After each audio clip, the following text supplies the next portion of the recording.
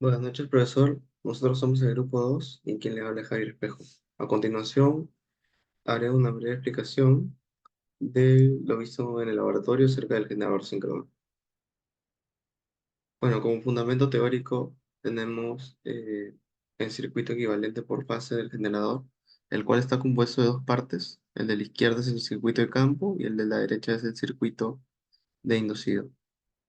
Este es el rotor y este es el estator, en donde se encuentran ubicados. El circuito de campo básicamente está compuesto por una tensión de C, un reóstato de campo para variar la corriente de excitación, el cual le va a llegar a una bobina. Y se sabe que cuando una corriente pasa por una bobina, genera un campo magnético. Y el circuito de armadura o estator está compuesto por una tensión inducida. eh, este está determinado por una bobina con su respectiva impedancia y de la cual va a salir una tensión, el cual vamos a usar para alimentar distintas cargas, etcétera. Bueno, pero se sabe que no basta con solo alimentar o inyectar una corriente a esta bobina para generar una tensión inducida. Se debe haber una variación de flujo para que se induzca una tensión en esta parte. Entonces, ¿cómo se genera eso?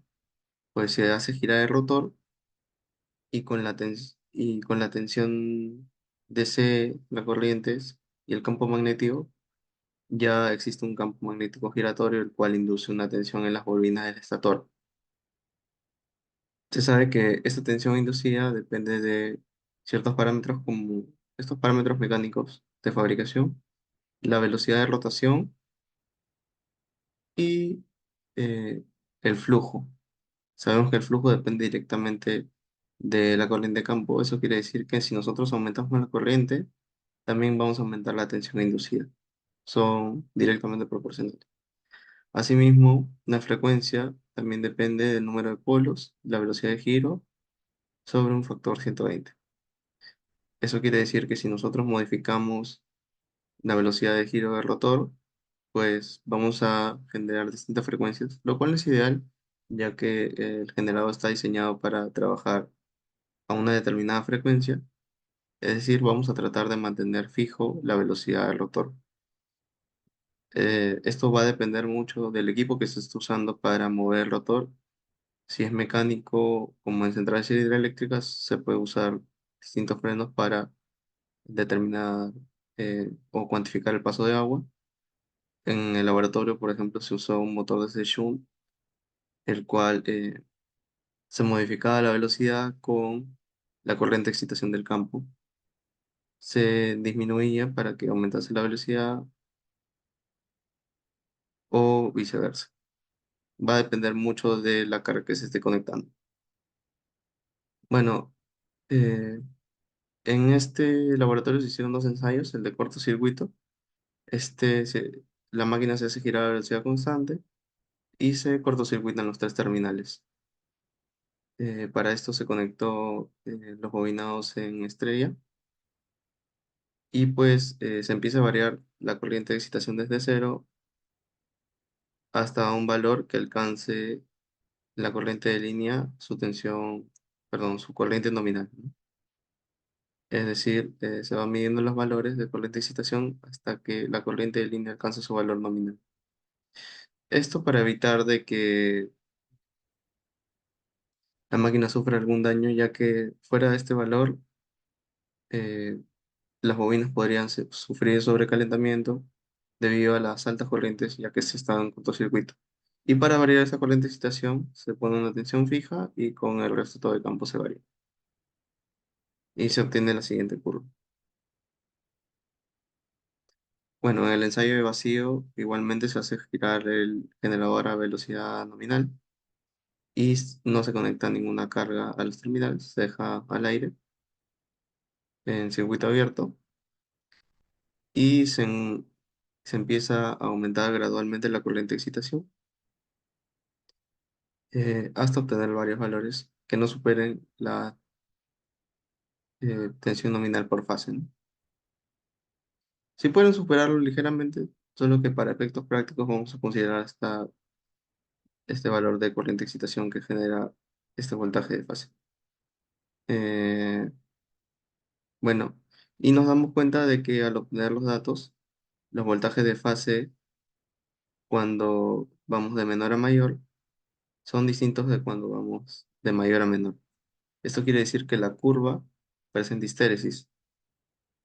Eh, ¿Y cómo se afronta esto al momento de hallar la curva? Pues simplemente se han tomado los valores promedio entre estos dos voltajes para obtener esta curva de aquí. Bueno, ¿y para qué nos sirven estas curvas? Pues básicamente para calcular el circuito equivalente monofásico, el cual se presentó inicialmente, que debemos determinar la tensión inducida a partir de la corriente de campo. Eso se determina mediante la gráfica de IF versus la tensión inducida, la resistencia de armadura y la reactancia síncrona. La resistencia de armadura se determina simplemente midiendo la resistencia en los bordes del generador, ya que se tiene acceso a todos los terminales. En este caso, por dos bordes nos salió 0,8 y ese sería el valor de RA. Y para el valor de XS se van a tomar condiciones nominales, es lo cual se usó en ambos ensayos, tanto en vacío como en cortocircuito, se obtenieron estas dos curvas. Entonces, ¿cómo es para hallar eh, ese valor a condiciones nominales? Ya que en base a la corriente de campo este valor va a modificarse. Pues el principio es el siguiente. Se desea cerrar este circuito y se desea pasar la corriente nominal, eh, el cual también va a estar directamente ligado con la tensión inducida, la cual es producto de una corriente de campo. Pues si calculamos todo ello a condiciones nominales, y si no está conectado a ninguna carga y está en cortocircuito, pues esto va a depender directamente de la corriente de campo eh, en circuito abierto y de la corriente de cortocircuito. Entonces es por ello que se hacen esos dos ensayos. Eh, bueno, entonces en base a lo que mencioné, se tiene la corriente nominal del generador, que en este caso es 5,25. Para ello se halla el valor de corriente de campo que lo genera dicha corriente de generador, que se obtiene del ensayo de cortocircuito, y con ello se genera eh, una tensión inducida. Y los valores de la tensión inducida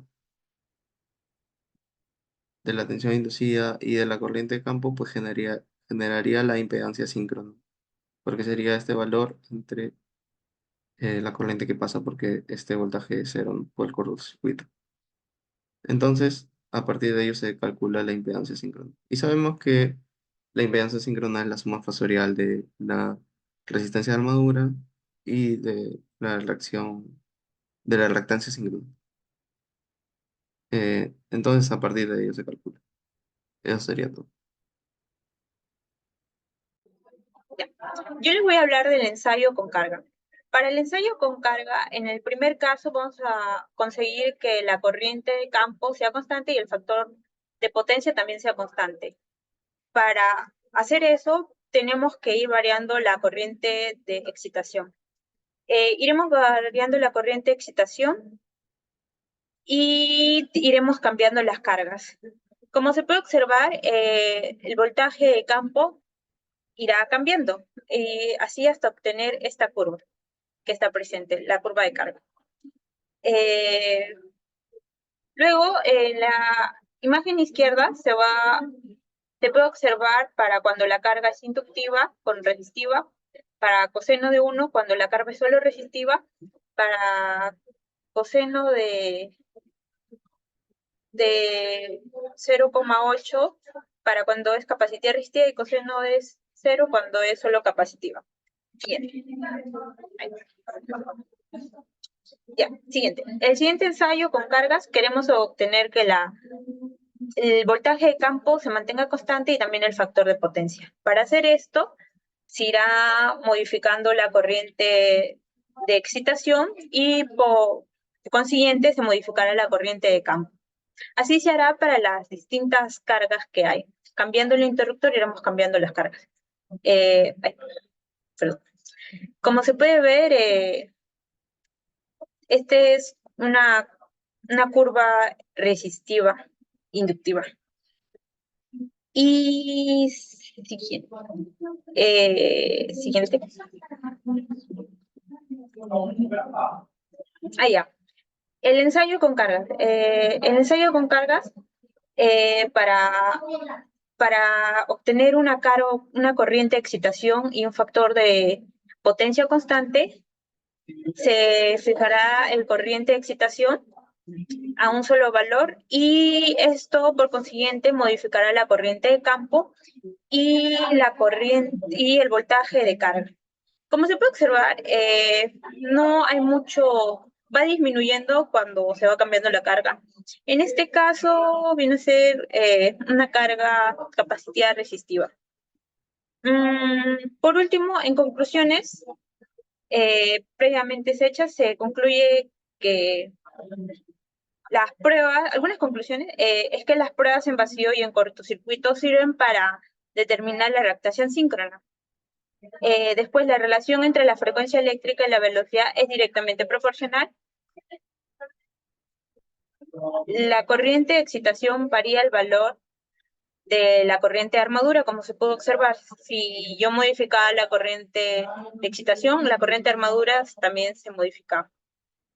Eh, y también el voltaje de campo, el voltaje de la carga por consiguiente. Buscando que la frecuencia sea constante, eh, para que busquemos que la frecuencia de REC sea constante, se va a variar la carga conectada. Y bueno, esto vendría a ser todo por el ensayo en carga. Gracias. Bueno, continúo explicando el código que me permite calcular la impedancia síncrona y plantear el circuito equivalente. Primero, defino mis datos de mi ensayo en vacío y mis datos de ensayo en cortocircuito. Luego hago una aproximación de las curvas con los datos obtenidos. Primero, hago una aproximación de mi corriente de campo mediante mi corriente de armadura, una regresión lineal. Y luego hago una regresión de grado 5 en relación de mi EA para mi corriente de campo. Luego calculo la impedancia síncrona. Defino mi corriente nominal de generador y mediante mi corriente nominal de generador defino mi corriente de campo mediante mi aproximación. Y con esta corriente de campo hago mi voltaje EA mediante mi aproximación de mi corriente de campo. Luego hago mi impedancia síncrona mediante mi EA y mi corriente de armadura, o mi corriente nominal de generador. Defino mi resistencia de armadura y hago mi reactancia síncrona. Luego, eh, para estimar la corriente y voltaje del generador para una determinada carga. Igualmente, hago mi estimación, mi regresión de grado 3 de, para mi EA a partir de IF, de mi corriente de campo. Defino una impedancia, su tensión de línea y mediante estos dos datos defino mi corriente de línea. Luego, para hallar EA, hago una ecuación que tome en cuenta mis impedancias RAXS y mi impedancia Z definida anteriormente. Luego, hallo en relación a mi EA y defino mi EA como valor absoluto. Y para hallar mi corriente de campo, hallo mi estimación mediante EA, mi EA obtenido con el valor absoluto. Luego, para analizar qué suceden diversas cargas y velocidades y corrientes de excitación. Pues si la carga resistiva disminuye, esto resultaría en un incremento en mi corriente del generador. Como consecuencia, esto también aumentaría mi corriente de excitación. Este aumento de corriente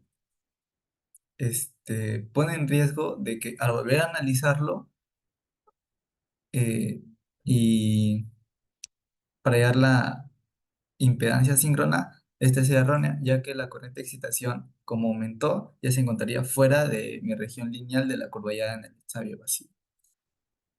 Luego, en el laboratorio solo se usó cargas resistivas, pero es importante tener en cuenta las cargas capacitivas e inductivas, ya que las cargas inductivas genera un efecto desmagnetizante y disminuye la tensión del campo.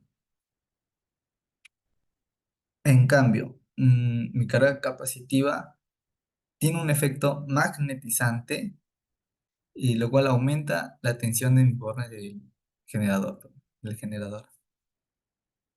Todo, la inductiva y capacitiva afecta a mi tensión de los bornes del generador. Algunas observaciones y conclusiones que tenemos es que hemos podido comprobar que la ley de Faraday es cierto, que para generar corriente eléctrica es necesario establecer una rotación de una espira dentro de un campo magnético o la variación de dicho campo que induce una fuerza electromotriz, la F. Y para la determinación de parámetros cruciales como la reactancia síncrona, se tiene que realizar pruebas como de vacío y cortocircuito, ya que estos ensayos nos proporcionan información valiosa para comprender y modelar el comportamiento del generador. Y pues para controlar la tensión generada de un generador síncrono, se puede ver influenciada mediante el flujo magnético y la velocidad de rotación o frecuencia. Al cambiar la velocidad de rotación, afecta la frecuencia de la tensión generada, lo que es importante para mantener la estabilidad en sistemas de energía. Hemos visto que en el laboratorio, al hacer las pruebas, aumentar la resistencia de, de campo, tenía un efecto en la velocidad de rotación, lo cual también variamos la resistencia de armadura para que mantener esa velocidad de rotación constante o la frecuencia. Hemos visto que bajaba de los 50 Hz que queríamos, bajaba a 45 y teníamos que ajustar la resistencia de armadura para que vuelva a subir a los 50 Hz. Y pues se utilizan diversas curvas características para describir el comportamiento del generador síncrono bajo carga, como la curva de carga, la curva de características exteriores y la curva de regulación. Estas curvas son esenciales para evaluar el rendimiento del generador. Muchas gracias.